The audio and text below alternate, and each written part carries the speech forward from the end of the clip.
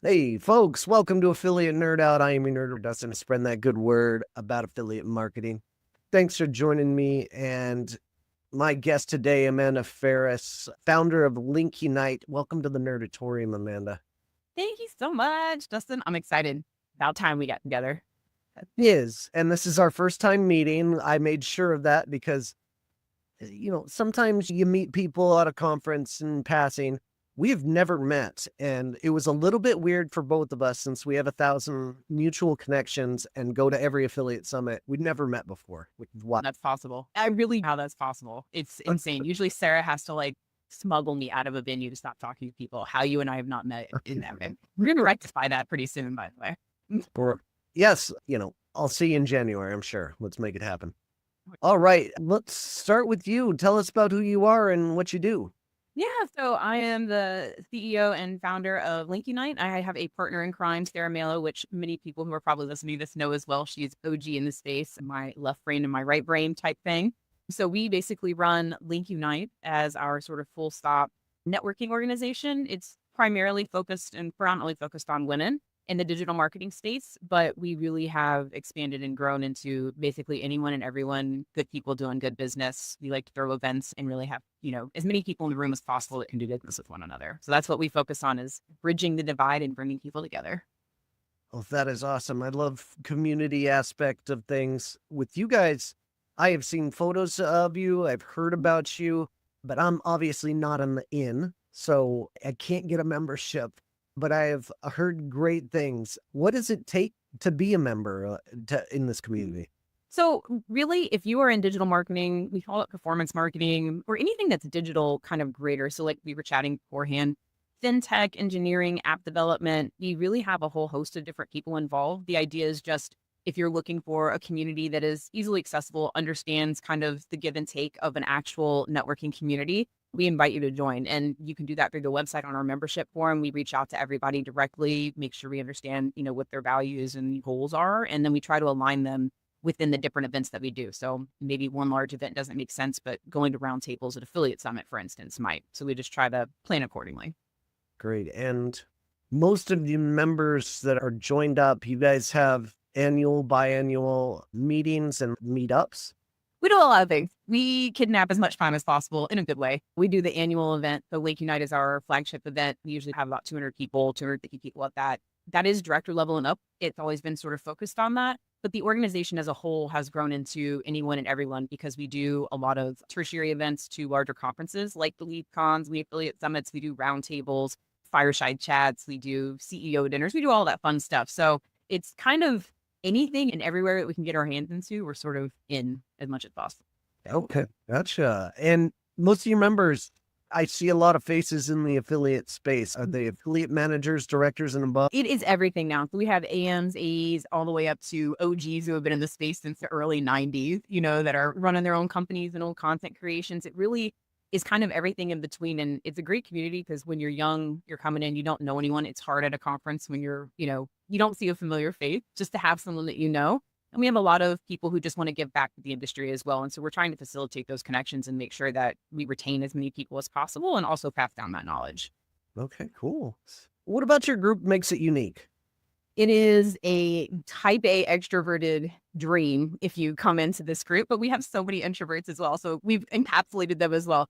I'd say what's different is it's not exclusive to like a lot of the organizations that we get compared to. They're really for founders or C-suite only. We don't have limitations on membership. We have monthly meetings on Discord. We bring in lawyers, guest speakers, Right. you name it. We do a lot of events at other conferences too. And those are not limited to title, right? So I think that's where we kind of differentiate is we really want all of those people to mingle and coexist. It's kind of like a Montessori environment. Like older and younger together is a good thing, right? Everyone learns from each other. The older generation can also learn some of the new stuff. I'm not as versed in TikTok as they are, right? And vice versa. So you can get a lot of that cross-pollination going when you have that type of diversification of age ranges. Fantastic. And you need that diversification. The next generation has to be taught by the old generation to get things right and to Correct. improve and to evolve. Like can spam guys, they have all sorts of insight into email before the days of, regulation. So it's interesting to hear stories. And I think it's, like you said, it's time tested to just learn those stories firsthand. Absolutely. So I have this theory. You're a co-founder of a women's group, the community, I have a theory that is long-standing with me that females are traditionally much better affiliate managers than the male counterparts. And I have theories about why, but had you seen this to be true yourself? I think it's really who's hungry at the end of the day. Yeah. If people want to be proficient at their job, I don't think gender really has anything to do with it, but women are detailed oriented. So there is something to say about the organization of the CRM, note taking, things like that. I think that are just indicative of, female qualities, but I don't think that anything is mutually exclusive. I wouldn't say that women are better at that job than men, but at the same time, you have a lot of people coming in that like I said, that 6% ratio of women, they're hungry to find territory. And so they come in with, guns blazing. Good. I totally agree. Some of the best affiliate managers I've ever seen are all female, and I'm very hungry. I will never be at a level of what Stephanie Robbins is, Karen Garcia is. It's just not within me because I don't have that side of the mindset. So I love having an open conversation about it, but wanted to get your take on it. Think that, man. Always reach out to those people. That's always my advice. I'm like, reach out. You'd be surprised who wants to chit chat and have collaboration conversations. It's just reaching out is like half the battle for a lot of Half those the battle. guys. Yeah. Agreed. All right. Our topic of the day is essentially a partnership playbook and what it means to network marketers like us. And I'm going to pick your brain about intricate things that you found successful. And, I have thoughts on myself, but I think the biggest portion of partnership marketing altogether has to be having a mutual respect for each other. Right. And that is a great starting point. What are you looking for in a first conversation like we're having today? Respect is first and foremost any relationship. If you can't respect each other, there's never going to be a productive environment for you guys to thrive in. But I also think that believing in each other, so it's not just, trust and things like that, but it's also like, I believe in what you're doing, you believe in what I'm doing, so that I know that you're invested in that relationship, right? It's not a one-sided relationship because at some point that's going to burn out. It can only be one-sided, for so long. So I feel like there's a lot of that. You have to have respect, you have to have trust, but you also have to be willing to kind of, share in the love and what you're willing to give and get. All right. And what about in the first conversation? I feel like I have a good read on people.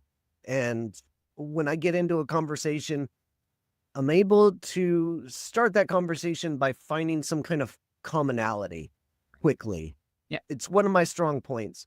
But at the same time, some of those conversations, they might be awkward. Do Yeah. you ever see any red flags that like really turn you off early on in a relationship? I'm definitely old school. I'm like, immediate approach is usually not best, unless the caveat to that is if we were at Affiliate Summit running around having 60 meetings and you happen to catch me at the Chandelier Bar, I will take a 30-second rundown. I think anybody will say that, right? All right. However, in general, if I'm sitting down and having a conversation with you, I want to know who you are as a person to know if I can trust you. Because like you said, you read energy and vibes. That's a thing, right? And so if someone's immediately talking business, are they going to have my best interest at heart moving forward? Or is it more of just like the company and the payout that they're interested in? And if people change jobs, they change companies, you're building a relationship, not just a contract. And I think that's hard for a lot of people to kind of grasp when they sit down and have those conversations. But immediate turnoff for me is, here's my contract sign on the dotted line. I'm like, no, absolutely not. That's funny. Yeah, starting a conversation with business is so foreign to me. I don't get it. If I can't learn something about somebody in the first couple of Yeah. I don't know what that is. American culture seems to be stronger, like getting to the point a lot quicker in conversations. You can beat around the bush, I think, enough, but finding common ground, like everyone has hobbies. Everyone has the same restaurants they like in certain cities. You can always start off with something to find mutual ground to at least gauge that person and who they are, how they communicate, what their cadence is. You're essentially reading each other, right? So just putting your best foot forward is sometimes asking, personal questions, just like, how's your family? Where are you from? Do you play golf? It's basic stuff that seems basic, but it is kind of a lot. Face to face, we talked about this last week on the show that I was on. Like face to face is kind of it's a skill, it's an art in and of itself, being able to actually converse with people and not completely lose track of what they should be doing. It's true. So true. All right. When I meet people, I usually have a conversation in my head of that first occurrence, I don't know why that's so sticky with me, in my brain. But if we become friends, I always remember that first time that we met and where it was. Do the same. Yeah. I never forget a face. I don't forget conversations. I need to forget your name. I'm awful with names. It's the dyslexia. Are you? Oh, yeah. I'm severely dyslexic. So names just, I will never be your face. You can never grow a beard. I will always recognize you. But it's something about names, but I can remember exactly what we talked about, where we were sitting, what we were, eating when we had that conversation. But, those subsequent ones, you may not retain all of it, but the thing about that first encounter is, like you said, sticky. Yeah. How about an example of it was a bad first conversation, but it turned the opposite way, and turns out you end up liking each other or doing business together. You ever have that? Oh, absolutely. Yeah. There are certain people that you meet in, I think a lot of times it's when you're similar personalities, and that's just true in any kind of relationship. But a lot of times you can be like, oh, this is, this person's very direct. Well, I'm very direct, but I try to be cordial and have conversations and be, because you have to do those things in business. But there are definitely people that have rubbed me entirely the wrong way. But again, if you stick to it, like first impressions aren't everything. They are a big part of it. Like you really have to kind of like actually get to know that person before you kind of judge, because people may be tired. They got kids at home. They're traveling, like their brain's in 5,000 other places. They got parents, you know what I'm saying? So a lot of times, and most of the time, don't take it personally. It's not really you, right? That's an ego check of just being like, look, where is this person coming from? And then once you can kind of empathize and evaluate, you re-engage in the situation. Okay. That's a good way to go about it. I love that. And I feel like I have a tendency to not forget first occurrences, but at the same time, I know myself and I'm not for everybody. Like sometimes I try to be funny too early in a conversation or like a relationship, and that may burn me. I don't know. I get it. Yeah, I'm an extroverted, just, I talk to everyone. You put me in a room full of strangers, I'll know everybody by the end of it. Literally have to kidnap me to leave. I like that kind of environment, but I also understand that not everyone is extroverted, and that introverts can sometimes look at me and be like, that's a little too much. You know what I'm saying? So it's balance, but also that comes into reading and experience with people. If you're too intense, people show body language. They show signs like you need to back off. But I know I'm not everybody's cup of tea. And it is what it is. But that's kind of business too. Is it's like you're not going to always make everyone happy, but you still have to be who you are.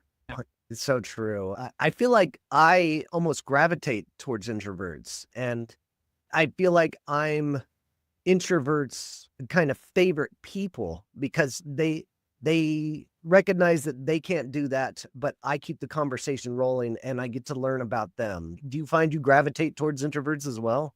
I gravitate towards everyone. So I don't think that is an unfair statement, but yes, I've got quite a few friends, even some of my closest friends that are introverts, because they rely on you to carry the conversation, but they're also the ones who are sitting there in the back and analyzing and be that really good kind of like, you call it not fallback script, but can kind of check the situation really well. You know what I mean? So Yeah. mutually beneficial relationship. I do gravitate towards some of them, but like I said, I think all people are my people for the most part. Whole people are your people. I love it. You're such a people person. Well, you call yourself an extrovert. People often misdiagnosed me for an extrovert, but I call myself an ambivert. And when I need to be an extrovert, I'm there. I'm in that space. But once I need to recharge and be by myself. Yeah, I just call it conference hiding. So it's like immediately when I get back from a show, there are 3 days where I'm like, I don't want to talk to anybody. Do not call me. And it's not even like Zoom fatigue is real, but I'm like, I don't want to sit up and call you. I want to talk to anybody. I don't want to do anything but sit here and watch television for 24 hours. And then I want to go scrub Vegas off of me or wherever we might have been. I want to watch everything. And then we can start with a fresh, clean slate when we start on it. So I'm kind of the same way I go into hiding, but it's easier, I think, for us to kind of be like that because we travel for work and then we get to go home to our retreat. I think it's such a great moment. Like you network so hard for 2 to 3 days, and then you come home, and that shower, you have to get in the shower immediately after Vegas. Like immediately. Smell, and you can feel it. You don't want your kids that you get in that shower and then you lay down on that couch, and that like first lay down on, turn the TV on is like just such a heaven. Oh yeah. Absolutely. It's like mine's unpack the suitcase, touch all of the dirty things, put them all away so I don't have to smell cigarettes for the next few days. And if there's an airport, put everything in the, somewhere else it's not seen and recover, and then we'll come back to that. All right, switching gears a little bit. Let's go into like partnership momentum. How do you keep the momentum going when you I think this is really clear in agencies. You'll get a client and the client wants to go really fast, Right. but that's not how things work. You need to slow things down and you need to teach the other side to go things down. How do you grow together at the right pace with clients that you're working with? Track and adapt is like thing. So I think, like you said, everyone's always ready to go gung ho, but especially when you have money invested in it, you're running like 30, 60, 90 days. You're making sure things are, not sneaky, working out all of the things, but also not getting bogged down in this is what I thought it was going to look like. And so there might need to be some adjustments made either in the agreement or just in what is deliverable, right? Like a lot of these partnerships are technology based. We all know technology takes more time than it should. There are things like that get factored into it. But if you're not tracking from the beginning what metrics you guys are trying to track together and you're not adapting, it's kind of, I would say doomed to fail, but like it's never going to look exactly with what you thought it would look like. Partnerships evolve. That's just part of the nature of, contract. Gotcha. I don't think I have anything further insight on that. What about like boundaries that you set with clientele or folks that you get into that place where you guys might not be at that same page early on, but you find it necessary to set boundaries with those kind of folks? It can be boundaries. I think that's just the terms in that MSA or whatever it is that you're working in. It's just being very clear about what is expected of both parties and what those timeframes look like for deliverable, right? And that can be delivery, if it's a referral agreement, like delivery of a client or a certain business. If things aren't going on the right timeline, that's where adjust comes back in. It's like you're not always going to 100% be on track. So just being willing to, okay, I know you're 2 months behind kind of getting here. Well, what does that look like? And then working with one another and being flexible and saying, I'll give you this if you can kind of give me that. It's helping each other out, or even maybe leveraging resources to help them accomplish what they need to get to help you be successful in that partner agreement, right? Yeah. And what are some of those things you do to be helpful? That's the network side. That's what is it you're struggling with? Is it an app development? Is Okay. it an API key? What is it specifically that you were caught up on? And then let me go to the network of people. This is what Link Unite for, but also just my network of people from forever. Is let me find somebody I know that's proficient in that, and let's see if we can plug them in to help, especially if they're stuck. Or just being able to leverage relationships to maybe push something along quicker on their side. Maybe that's a contingency, another contract internally. Is there a way that I can help push that along to kind of increase the speed of, my agreement and what I'm looking to do? But you have to be willing to help. So true, especially when you're in charge of a community. One of my favorite communities is the PMA. I don't know if you're part of that or have been. Okay, We are great. we are members of PMA, of course. Awesome. Yeah, I don't know how Trissa does it. He's in charge of all these things and puts it all together and does her own job. And like, she just always makes time and she's always helpful. And the community itself is always helping each other, which is the greatest part about being in the community. It helps people upskill where they're missing. And it's just a great place. And do you find yourself giving too much sometimes as a community member? I don't think there's ever giving too much because it's you get what Okay. you give when you're working in relationships and partnerships or relationships. So if I take an extra little bit of time here, that doesn't mean that I've lost that time. It's investment in the future of that relationship, whatever that might look like, as long as there's, again, that mutual trust that you guys are kind of on the same path together, right? I don't think you don't want to be taken advantage of. There's a fine line. That's what I'm talking. Stupidity is also, it's like you kind of got to watch people because people will use you, right? But if you are active and actually talking to people and you're watching things in the industry, you are aware of what's going on and who you should and shouldn't be, running afoul with, right? So Yeah, I mean, I've been taken advantage of before. My generosity, my Right. giving, and sometimes I see it early, and sometimes I don't, and yeah, that can be hard on my psyche. I don't know. man. Yeah, trust me, I've been through my fair share of hateful stuff that comes spewing your way. That's just part of, I think, also, if you're putting yourself out there, there's always going to be people that don't like what you're doing or have something negative to say. But I think just being able to kind of, like you said, recognizing it early is hard, especially people who are good at being chameleon.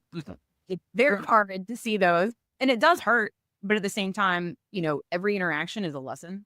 And so I'll take True. those lessons with me to my future relationships, or also know to keep you at arm's distance if that is the case. Right. So, I totally agree.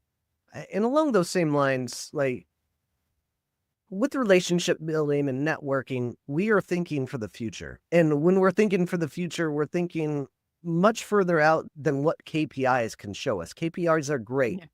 They're metrics, they're analytics, they're tangible things that we can reach out and see that you are doing good and growth is going up and to the right. But our world is really based on a lot of things that are intangible and working towards the future.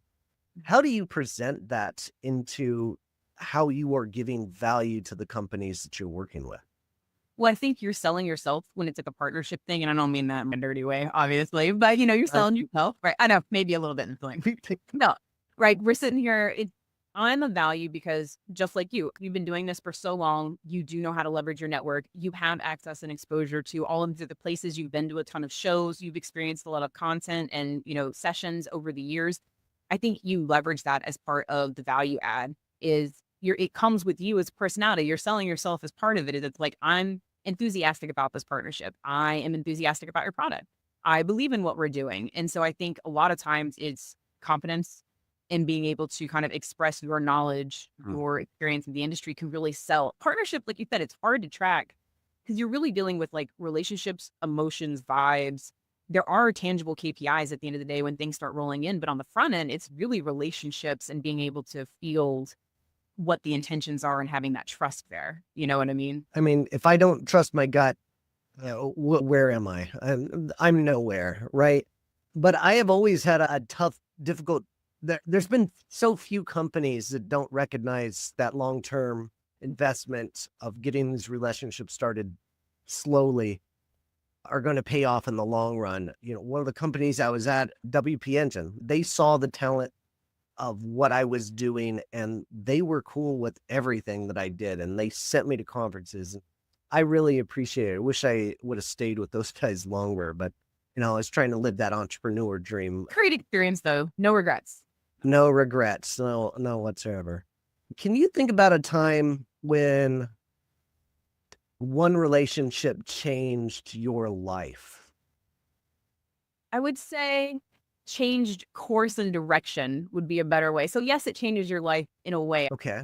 You can always vision, I mean, we talked about this a little bit already, but like you can envision what something is going to look like. And then sometimes people leave company or they outright screw you over. And sometimes no is an answer. And it's not misdirection or like dead. It's just redirection into something else. So I would say that those people probably didn't know that they were so instrumental and influential in like the decisions that I made, but maybe they directed me away from part of the industry or a group of people that I probably shouldn't have been affiliated with, or it would not have been in my best interest long term to have been involved with. So I can't name like one specific thing. It's just a sequence of events in watching the actions of others that sort of influence the direction of my career. I mean, my whole career, like you said, trusting your gut. It's just that it's probably it for me. I think I'm going to go over here, So there's probably been a series of those over the last, decade and a half. Yeah. I get FOMO from conversations, especially on LinkedIn. You never know what's the next conversation you're going to have that's going to be a game changer, that's going to Yeah. make you that next client or can be that connection to something big. And I feel I have a hard time distinguishing like what's going to be a really good potential partnership for my future. And how do you go about like somebody reaches out to you on LinkedIn and say, hey, come be on my podcast? How do you decipher whether or not you're going to interact with them in that kind of That's shiny object syndrome. We both yes, have it. So, very much so, especially on LinkedIn. I think, it is one of the best marketing tools, connection tools, networking tools out there, especially professionally. But you're going to get people reach out to you, but like actually showing up, responding is half the battle on there. You're asking me how I'm picking and determining what to do, right? So for me, I do deep dives because I'm a nerd. I love research. So my thing is, if I see someone engaging with my stuff or they reach out to be a partner, like you mentioned, I'm going to deep dive into their company. I'm going to figure out what they do and who they are. And a lot of times those conversations are also going to be making sure that our values are aligned. I have been burned, going back to our previous conversation, you get burned if you don't have someone who has mutual respect and belief in what you're doing. They're just using you for exposure, whatever it might be. So clearly understanding intentions can kind of be deduced sometimes from just looking at, well, what do these people engage with? What do they support in the past? What have they actually been up to? What does their company do? That's how I kind of get my ADD on track. However, I'm very much shiny toy syndrome. I'm like, if it looks interesting, I am a nerd at heart. And so if I can learn something, I'm going to dive headfirst in. That's just kind of who I am. Back of a big lesson you had of a failed collaboration. Oh, absolutely. Promising. And it's not always going to be on you. You can work for a company that's going to say they're going to deliver something for you that you need for that partnership. And that thing may not come to fruition for a very long time. And you have to deliver that news to another partner that is most likely waiting on that. And this could be, something instrumental in terms of the way that your partnership agreement was structured. That has happened to me where the road that got pulled out. And it's very uncomfortable. It's not your fault. And nothing you can really do about it because you're not a developer, right? So like you can't destroy that relationship. Burning bridges is wrong. So being able to deliver that message, and that was earlier in my career and through some of these experiences, it was a sobering moment to be like, okay, I have to go tell these people that like, not only can I not deliver this, but I have to figure out a way to like restructure this contract so they don't just abandon me, right? So Yeah. it's scary, but also like being thrown in the flames is the best way to learn, honestly. It's like getting thrown into the deep end. You start to figure out, okay, now you start leveraging your relationships and your people skills, right? And that real quick. I feel like you grow stronger too when those kinds of situations happen because you have to adapt and you have to do some critical thinking about, hey, what can I do for a make good that's going to be as good as what Correct. was agreed upon originally? Yeah, and it's on you at that point to make it right. That's in a relationship too. It's if something, it's not necessarily a transgression or anything bad happened, but you got to make that right if you want that relationship to continue on the trajectory that it was on, right? Because you stalling out, especially in partnerships, to your point of what you kind of mentioned earlier, is sometimes it's hard for people to see the ROI on a long-term like partnership network or a partnership, program that they might have in a company, but it's very short-sighted to not invest time in it and to think of it as this is going to be dead in 6 months, 2 years. So I don't really care what happens with relationships, right? It's pretty short-sighted. It's short-sighted indeed. Yeah. You're going to see them in conferences. Don't forget. With a small world we live in and everybody talks, so I hope you've done damage control and with experience, you'll figure out how to, finesse those situations. But sometimes those people become like your strongest ally, afterwards because they saw you, handle it with grace. You know what I'm saying? So. True. One last question here. Do you have a one go-to line when you're starting off conversations with somebody that you don't know? Oh yeah. Tell me about yourself. Easiest line on earth. You will learn more about what that person brings up than you think, because depending on where they land, if it's hobby, family, or whatever, they're giving you insight. And I'm not saying leverage it, but like you can empathize and communicate on that level to get started. But figuring out what level they're at and where you should match it, that's the easiest question you can ask is, tell me about yourself. Or, tell me where you're from. Because then you can talk about sports, you can talk about travel, you can talk about all the fun stuff, right? But those are my go-tos because they're simple, easy, and it's conference appropriate. True. Conference appropriate is a good term. I trust me, I started conversations with people where you're already like fed up at the end of the day and you're just like, tell me how you're going to make my life easier. Yeah. You know what I mean? And you're like, this is probably not the right way to do this, but I'm on my third dinner in Vegas. I don't really care right now, So it's mitigation. Those are good ways to just start a communication without, burning yourself out too. I did think, yeah. I can't recall like somebody starting a conversation with me that took me off a course or caught me off guard. But I do remember one interview is with an old mentor of mine, David Vogelpohl. And the first time we met, his first interview question was, "Are you smart?" And What that? you have to answer that the way it is. But you can only do this in a interview format. Like I Right. can't go up to somebody at a conference and say, "Are you smart?" Like it wouldn't make any Epic sense. though. I would die to watch that reaction. They'd be like, and what are you on? You know what I mean? What are you talking about right now? It would be memorable though. Like Would 100% be memorable. But I mean, like you said, context is everything. I just think that when you can get people to talk about themselves, I think a lot of time it makes them comfortable. So if you can get people to talk about themselves, however that first line looks, it's just the general rule of don't be self-centered. Don't talk about yourself. Find something in commonality with this human being that you're sitting in front of, and be present. Don't think about 5,000 other things. Just be present.